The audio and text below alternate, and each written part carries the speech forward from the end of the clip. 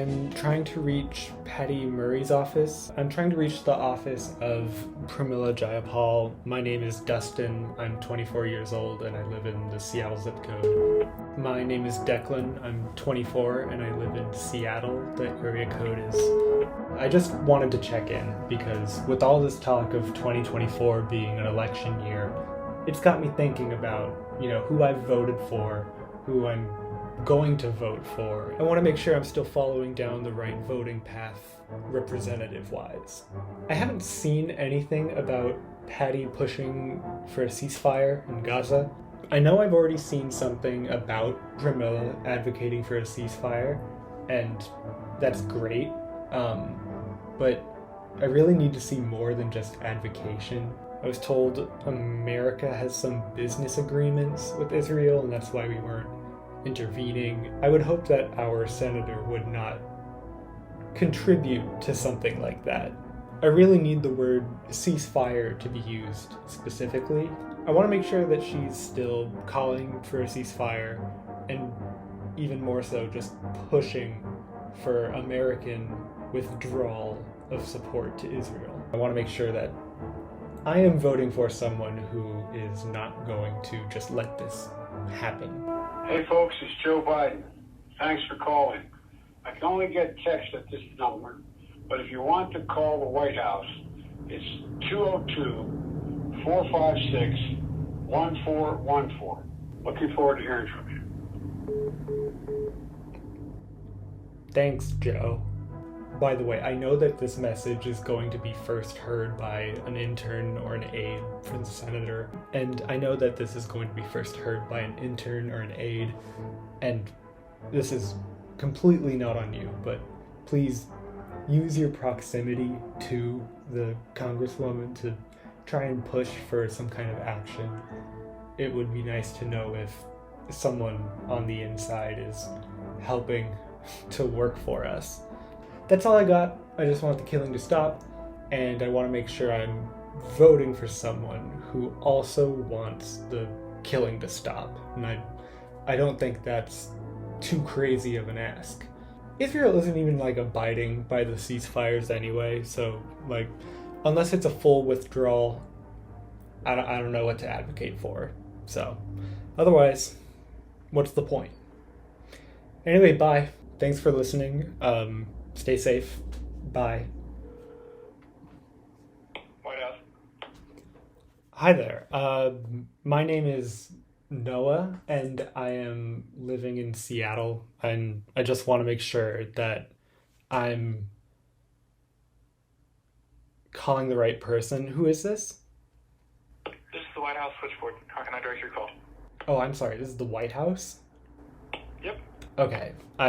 I definitely did not mean to call that. Pardon me, I'll get out of your hair. Sorry about that. Have a good day.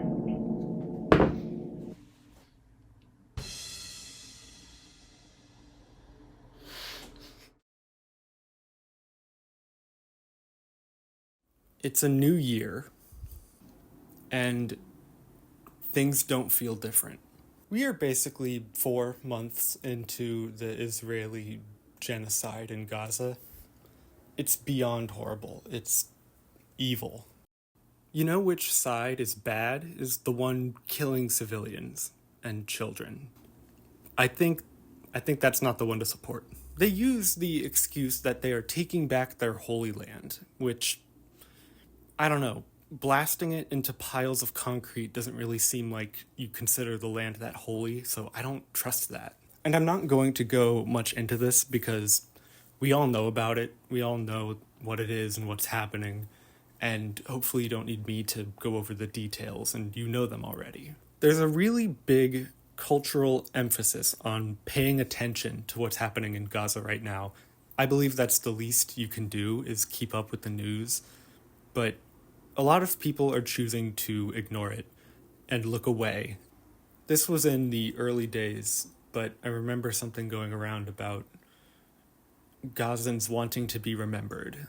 Worst case scenario, if they can't be saved, they want to know that their culture will live on through us, that we knew who they were, and that they were here, they existed.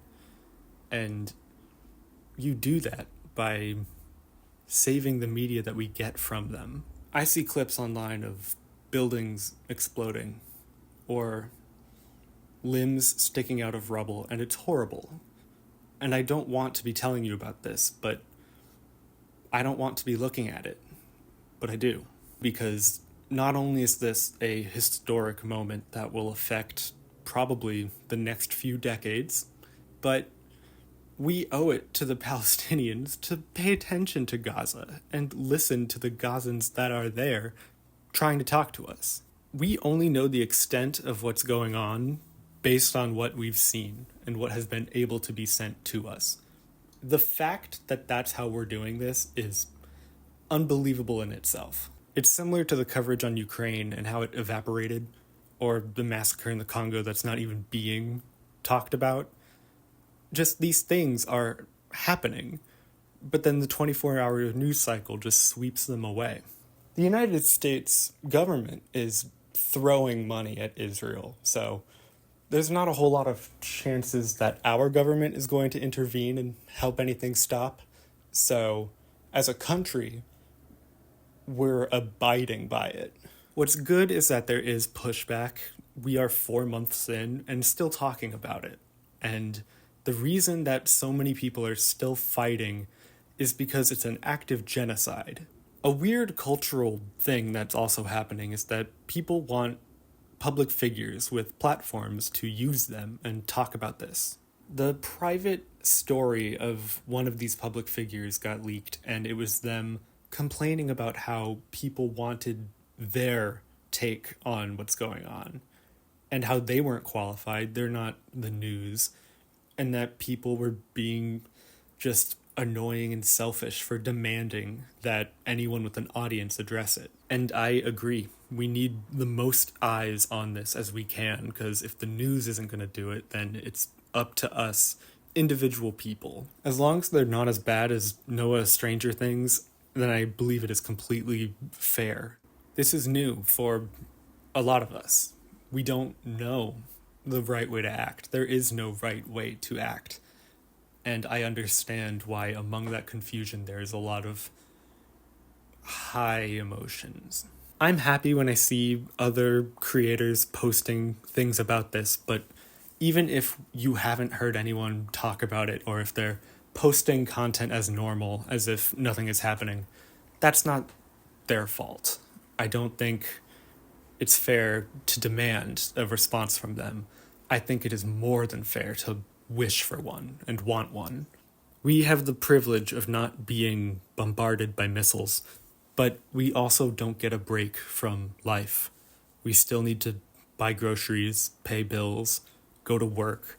We're not allowed to stop and grieve while this is happening. And not being able to resonate with one of the most historically brutal genocides ever committed is absolutely crazy. There are links that can be donated to that I will include in the description. There's us talking about it. There's us calling our representatives. But otherwise, there's nothing we as individuals can do. It's an indescribable feeling. So yes, donate if you can. Don't distract yourself if you can help it. It's okay if it doesn't occupy your mind 100% of the time. Nothing can. But you also don't have to feel guilty that you forgot about it or feel like you should be in more or deeper mourning.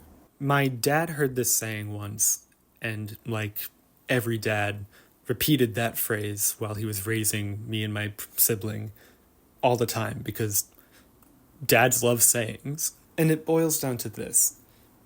It is possible to hold both grief and joy at the same time. And when you hear that, you think either two things. One, duh, people can feel multiple emotions at once. And two, those are conflicting emotions. What are you talking about? And I've been thinking about that quote for 4 months now, because every day it feels like I see something that is so heartbreaking or world-shattering that what it should do is knock me to my knees for a week. But I brush my teeth and go to bed and wake up and carry on throughout my day as I'm expected to. And in those days, I might watch TV, laugh, I might kiss my partner, I might pet my cat, and those things make me happy.